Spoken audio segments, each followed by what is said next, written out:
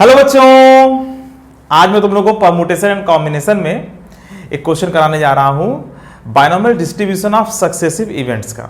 और इसमें मैंने दोनों पार्ट ले लिए हैं और जो सेकंड वाला है ना, ये बड़ा इंपॉर्टेंट है। पहला वाला तो बहुत कॉमन है, पर ये जो सेकंड वाला है ये बड़ा इंपॉर्टेंट है। मैं दोनों करा दे रहा हूं, पता नहीं किससे फायदा हो जाए। देखिए इस क्वेश्चन में क्या लिखा हुआ है, a boy is throwing stones at a target 1 by 1।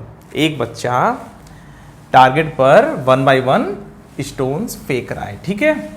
The probability of hitting the target is 1 by 3। वो उसका जो निशाना है 1 by 3 प्रोबेबिलिटी है कि लग जाएगा इन अ सिंगल ट्रायल, ठीक है। वो जब एक छोटा सा कंकड़ लेकर के जब फेंक रहा है ना टारगेट पर, तो 1 by 3 प्रोबेबिलिटी है कि उसका निशाना लग जाएगा, ठीक है। छोटे छोटे पत्थर फेंक रहा है वो। What is the probability that he will hit the target 7 times in 10 trials. वो 10 बार फेंकता है तो 7 बार निशाना लग जाना चाहिए। एक तो क्वेश्चन ये है, 10 बार उसने ट्रायल किया और उसका जो है 7 बार निशाना लग जाना चाहिए, ठीक है। तो मैं वो केस बना दे रहा हूं। देखो 1 2 3 4 5 उसने जो है 8 9 और ये 10, ठीक है। उसने 10 बार जो है ट्रायल किया, उसमें से कोई 7 बार निशाना लग जाए। जैसे मान लीजिए कि ये 7 बार निशाना लग जाए और ये तीनों में ना लगे, ठीक है। तो मतलब कहने का कि इस तरह से शुरुआत में मान लीजिए, ऐसा मैं केसेस बना दे रहा हूँ। ऐसा भी हो सकता है कि भाई ठीक है उसका 7 बार निशाना लग गया और 3 बार नहीं लगा, और ये जो शुरुआत में जो ये 7 बार जो निशाना लगा ये स्टार्टिंग में ही लग गया। मतलब एक तरीका ये हो सकता है कि भाई 10 बार उसने ये सब किया है ना, वो पत्थर फेंके और 7 बार निशाना लग गया, 3 बार नहीं लगा। हो सकता है कि उसका निशाना जो है कुछ ऐसा हुआ हो, है ना। वही हो सकता है कि वो 7 बार जो वो सफल हुआ है, ये पहला, दूसरा, 5वां, 6वां, 7वां, 8वां, 9वां, तो मतलब इस तरह से उसके निशान लग गए हों। तो इस तरह से बहुत ढेर सारे चांसेस डेवलप होंगे, ठीक है। इस तरह से बहुत ढेर सारे चांसेस डेवलप होंगे कि 3 बार क्रॉस कहाँ लगाएं और 7 बार टिक कहाँ लगाएं। समझ में आ रही बात। वैसे एक बात बताऊं, इन पूरे तरीकों की संख्या 10c7 है। अच्छा, इतना तो कॉमन सेंस से हम लोग बता ही सकते हैं। भाई 10 बार में 7 जगहों को चूज करके ही तो टिक मारोगे, तो कौन सी 7 जगह? तो ये 7 जगह, वो 7 जगह। अरे 10 जगहों में से 7 जगहों को चूज करने का तरीका क्या होता है? 10c7 NCR formula. मगर अभी क्वेश्चन सॉल्व हुआ नहीं है, ठीक है। इतने केसेस बनेंगे, 10c7 केसेस बनेंगे, इतना तो कंफर्म है, ठीक है। अच्छी बात है। तो अभी मैं इसको हटा दे रहा हूं। तो बच्चों ये बताओ कि ये जो मैंने पहला वाला जो टिक क्रॉस किया, इसकी प्रोबेबिलिटी क्या है वैसे? भाई 7 बार उसका निशाना लग जाए, तो ये 7 बार निशाना लग जाए यहाँ तक, इसकी प्रोबेबिलिटी है 1 by 3 into 1 by 3 into 1 by 3 ऐसे करके 7 बार, ठीक है। तो 1 by 3 की पावर 7 प्रोबेबिलिटी है। भाई पहला वाला पत्थर फेंका लग गया, दूसरा वाला पत्थर फेंका लग गया, तीसरा वाला फेंका लग गया, ठीक है। हर ट्रायल आपस में इंडिपेंडेंट है, ठीक है। पहली बार में लगाया कि नहीं लगाया उसका दूसरे वाले से कोई मतलब नहीं है, ठीक है। तो किसी ट्रायल में लग रहा है कि नहीं लग रहा है, सब आपस में इंडिपेंडेंट घटना है। इसलिए 1 by 3 into 1 by 3 into 1 by 3 करते हुए 7 बार ऐसा कर दोगे और 3 बार क्या कर दोगे? अरे 1 - 1 by 3 पावर 3 कर दोगे। अरे भाई नहीं लगने की प्रोबेबिलिटी क्या है? 1 - 1 by 3 नहीं लगा भाई, 1 by 3 प्रोबेबिलिटी के निशान लग जाएगा, तो नहीं लगने की प्रोबेबिलिटी क्या होगी भाई? 1 - 1 by 3 होगा। 2 by 3 प्रोबेबिलिटी नहीं लगेगा, है ना। तो ये तो हो गया, ठीक है। ये सब हमने मिला दिया, ये सब, ये वाली प्रोबेबिलिटी हो गई, और यहाँ पर ये वाली जो प्रोबेबिलिटी है ये हो गई, ठीक है। 7 बार लग गया, 3 बार नहीं लगा, ठीक है। तो ये प्रोबेबिलिटी, ये भी कोई बड़ी बात नहीं है, ठीक है।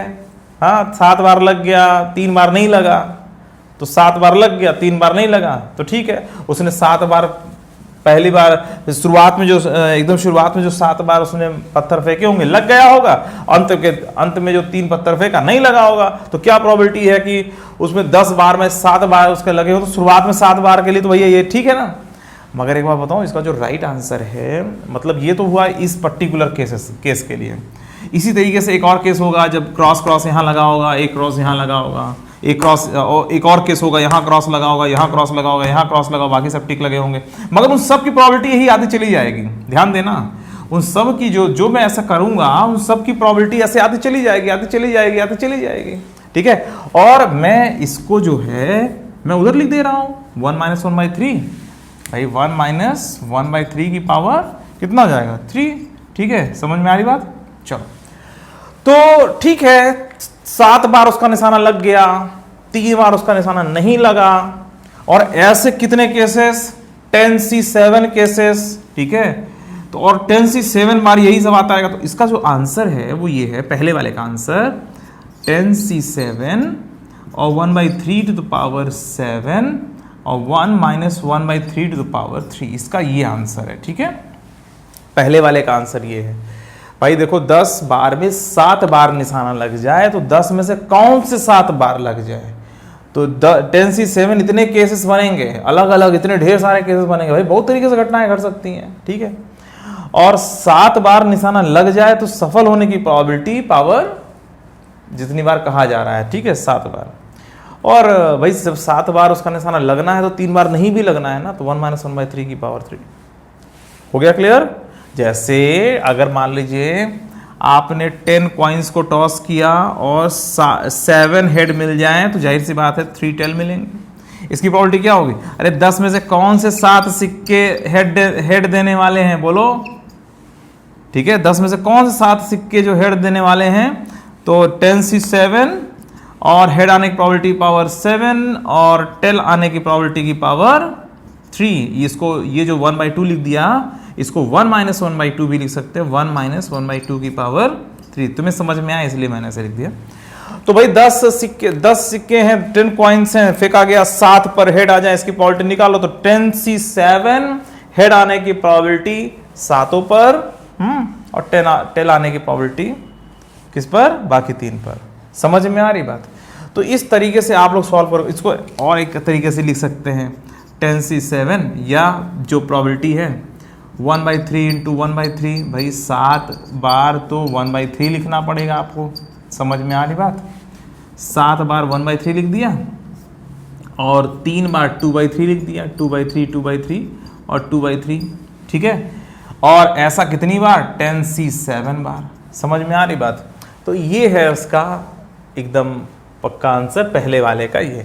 तो पहले वाले का आंसर तो समझ में आ गया आप लोगों को कि इसका जो आंसर होगा क्या होगा, मैं लिख दे रहा हूं, पहले वाले का आंसर होगा 10C7 और 1/3 की पावर 7 और 1 - 1/3 टू द पावर 3।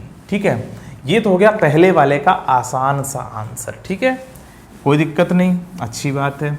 अब तुमसे क्या कहा जा रहा सेकंड वाले में, समझो। पहला वाला समझ में आ गया ना बच्चों आप लोगों को। जैसे मान लीजिए 10 बच्चे हैं और एक क्वेश्चन दिया गया, कोई 7 बच्चे क्वेश्चन को सॉल्व कर लेंगे, इसकी प्रोबेबिलिटी क्या है, तो 10 में से कौन से 7 बच्चे भाई सॉल्व करेंगे, तो ये भी तो केस बनेगा। 10 में से 7 को सिलेक्ट कर लो, मतलब जितनी तरीके तुम 10 में से 7 को सिलेक्ट करोगे उतने केसेस बनेंगे, और सबको आपस में प्लस भी करना है।